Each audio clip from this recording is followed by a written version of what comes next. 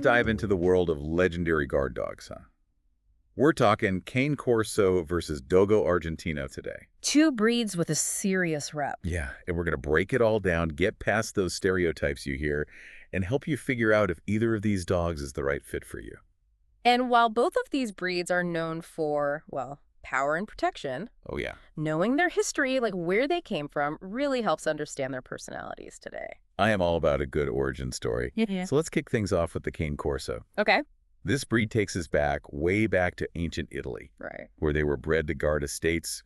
Like, we're talking those sprawling Roman villas. Yeah. Imagine that. Yeah, picture a dog that's bred to protect valuable property and even like ward off wild animals. Whoa. That's a Cane Corso legacy, and you still see that guarding instinct in them today, naturally wary of strangers, very protective of their home, and, of course, family. And they've got the size to back it up, too. We're talking 23.5 to 27.5 inches tall, weighing up to 110 pounds. I would not want to mess with that. No, they're definitely imposing, but they're not just brawn. You know, Cane Corsos are very intelligent dogs. Really? Oh, yeah, they're quick learners, known for their problem-solving skills.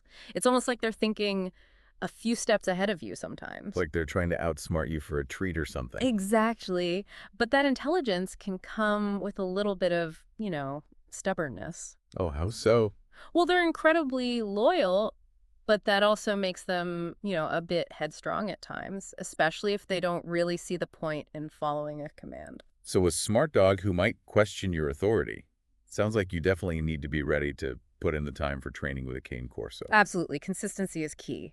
And also, don't forget about their physical needs. We're talking solid 30 to 60 minutes of exercise every single day. Yeah, so maybe not the best choice for someone in a tiny apartment. Probably not, unless you're like an avid marathon runner or something. But speaking of different needs, let's shift gears over to the Dogo Argentino. Their story takes us to the rugged landscapes of Argentina. And unlike the Cane Corso, which, was bred primarily for guarding these dogs, they were developed for the thrill of the hunt. Yeah. Specifically, big game, like wild boar. Okay, so like fearless and athletic. Exactly. Wow. And they still have that incredible stamina and drive today. You'll hear dogos described as courageous, even a bit tenacious. They don't give up easily. Okay, so that sounds like a dog with a pretty high prey drive. That seems like that could be a bit of a challenge, maybe. It definitely can be, which is why, early socialization is so important with this breed. Okay, yeah. They need to be introduced to other animals and people from a young age to learn boundaries. Of course, yeah. Yeah. And I bet they need a ton of exercise to burn off all that energy. Oh, absolutely. You're right on the money. We're talking at least 1 to 2 hours of exercise every day. Wow. Yeah, forget a casual stroll around the block. This breed needs space to run and play. So we've got the Cane Corso, our stoic protector straight out of Rome, and the Dogo Argentino, the athletic hunter with that wild streak.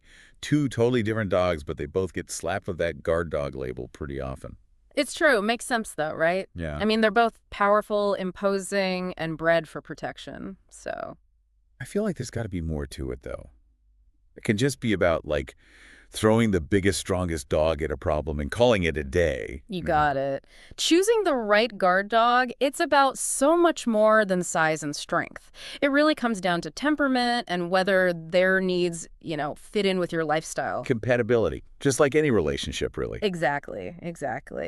And this is where things get interesting, Let's say you live on a big piece of property and you need a dog to actually, like, patrol and deter intruders. Okay. Both breeds could fit the bill, but their guarding styles are different.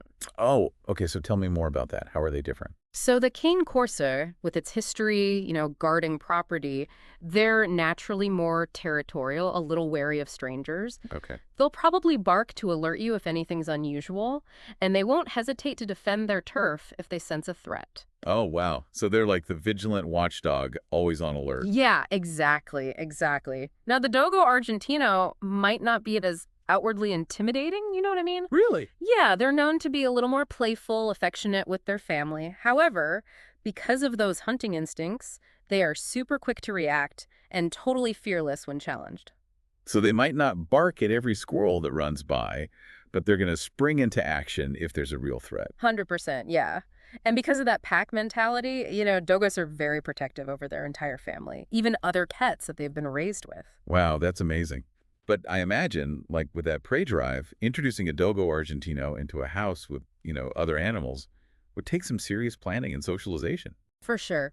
Early and consistent socialization is so, so key with this breed, especially if they're going to be living with, cats or other small animals. So it sounds like even though both breeds can make really good guard dogs, there is a lot to think about, even beyond just those protective instincts. Absolutely. And we haven't even touched on things like, grooming needs, potential health concerns, and how important training and mental stimulation are for both breeds. Okay, so we've talked about their history, their temperament, those guarding styles, but Mhm. before anyone runs out and gets one of these dogs, we got to talk about what you're really signing up for here. Yeah, for sure. Owning a powerful breed like a Cane Corso or a Dogo Argentino, it's a big responsibility. Yeah. It's so much more than just like, basic care. Right, like making sure that their needs are met, physically, mentally, and like you said, that takes time, energy, dedication. Yeah, absolutely. We already talked about like how much exercise they need, but imagine like you get home from work, you've had a long day, and you got to try to tire out a Dogo Argentino.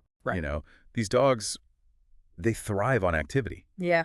and without it, they can get bored, destructive even. And training too. We've talked about how smart they are, but that also means they need that mental stimulation. Oh, yeah. A bored Cane Corso or Dogo Argentino that's not a good time for anyone. No, absolutely not. These breeds, they need a job, Okay. whether it's learning, advanced commands or competing in agility or, even if it's just interactive playtime that really challenges them mentally. So this isn't just about having a dog that looks really impressive. This is about being able to provide that environment for them where they're stimulated, they're enriched. You got it, 100%. Now, one thing we haven't talked about yet is grooming. Okay. Both breeds, actually, they have pretty low maintenance codes. So regular brushing, that's usually enough to keep the shedding under control. Yeah. But they are big, so bath time. Oh, yeah, I can imagine. Yeah, it can be a little bit more challenging. And speaking of things to consider, we can't forget about potential health concerns. Well, of course, yeah. Like all purebred dogs, Cane Corsos, Dogo Argentinos, they do tend to have certain genetic conditions that they might be predisposed to. Right. For example, Cane Corsos, hip and elbow dysplasia, that's something to look out for. Yeah.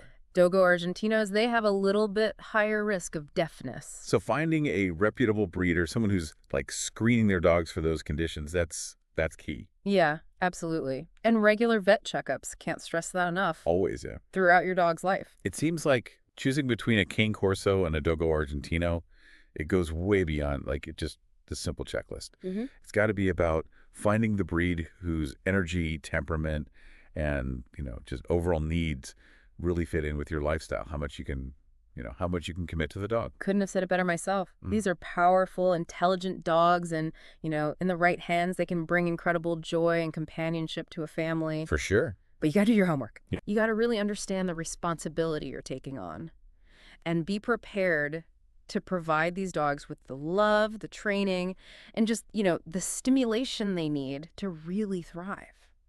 I think that's a great place to wrap things up. So there you have it, folks. Our deep dive into the world of Cane Corsos and Dogo Argentinos, two breeds that definitely inspire, a lot of different feelings, but hopefully we've given you a better understanding of these dogs, helped you understand what they're all about, and maybe, helped you figure out if one of these awesome dogs might be the perfect fit for your life.